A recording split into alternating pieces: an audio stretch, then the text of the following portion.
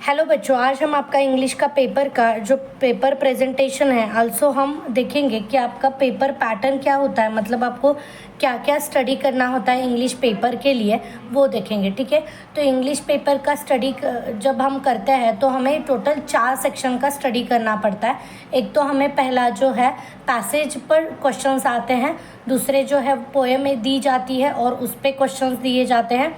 उसके बाद थर्ड जो आपका सेक्शन है वो है ग्रामर का सेक्शन, और फोर्थ आपका सेक्शन है वो है आपका राइटिंग स्किल का सेक्शन। ठीक है, तो सबसे पहले आपको ग्रामर तो अच्छे से आना ही चाहिए, क्योंकि आपका राइटिंग स्किल जो है वो टोटली डिपेंड होता है आपको ग्रामर कितना आता है, क्योंकि आपको राइटिंग स्किल जो है वो लिखने के लिए ग्रामर सेंटेंसेस बनाने के लिए ग्रामर तो लगता ही है। ठीक है, तो जो आपका थर्ड सेक्शन है ग्रामर का सेक्शन, उसको टोटली 9 to 10 मार्क्स होते हैं और वो भी अच्छे से आपको करना है। और राइटिंग स्किल को आपको 25 मार्क्स होते हैं, तो वो भी आपको अच्छे से करना है। पैसेज के क्वेश्चंस वहाँ पर ही होते हैं, आपको वो ढूंढ के निकालने होते हैं और लिखने होते हैं। और पैसेज के ऊपर देखो बच्चों, आपको मतलब राइट योर ओपिनियन ऐसे भी कुछ क्वेश्चंस होते हैं, तो वो भी आपको करने होते हैं। ठीक है, तो ये जो 4 सेक्शन है जो इम्पॉर्टेंट है आपके इंग्लिश पेपर के लिए आपको करना पड़ता है।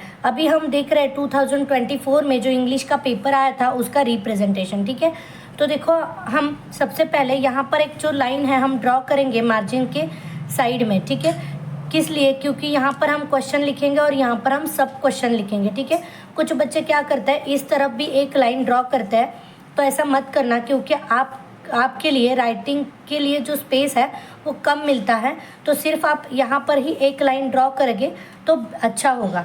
ठीक है, तो देखो क्वेश्चन लिखते समय क्वेश्चन नंबर 1 यहाँ पे आपने लिखा है ए, तो उसके देखो ये सब क्वेश्चन हमने इस कॉलम में लिखे हैं। और देखो यहाँ पर है क्वेश्चन नंबर 1 का 5th 6th, और बी क्वेश्चन जो है वो बी क्वेश्चन फर्स्ट का ही है। अब देखो जब आप सेकेंड क्वेश्चन स्टार्ट करोगे तो सेकेंड क्वेश्चन जो है आपका नए पेज पर ही आना चाहिए। जैसे कि सेकेंड क्वेश्चन देखो यहाँ पर मैंने नए पेज पर स्टार्ट किया है। ओके, जब आपका पेपर टोटली कवर हो जाए तब आप ये जो यहाँ पर लाइन दिख रहा है आपको, ये आप सब पेपर कंप्लीट होने के बाद ये रिप्रेजेंटेशन करोगे। यहाँ पर आप क्वेश्चन के बाद एक एक लाइन जो है वो ड्रॉ करोगे। ठीक है, और देखो जो क्वेश्चंस आपको चार्ट फॉर्म में या बॉक्स फॉर्म में दिए होते हैं, जैसे कि ये क्वेश्चन है, तो ये क्वेश्चन एज इट इज़ आपको ऐसे बॉक्स बनाकर लिखने होते हैं। ठीक है, और देखो बच्चों अच्छे से देखना जो पेपर है वो कैसे रिप्रेजेंट किया हुआ है। और यहाँ पर देखो ये जो दिख रहा है आपको, ऐसे ही चार्ट आपको क्वेश्चन में बनाया था वही चार्ट हम यहाँ पे बनाएंगे। ठीक है, अलग क्वेश्चन अलग पेज पर हम स्टार्ट करेंगे उसका ही। अगर देखो सेकंड का अगर सब क्वेश्चन है तो उसी पेज पर आप स्टार्ट कर सकते हो।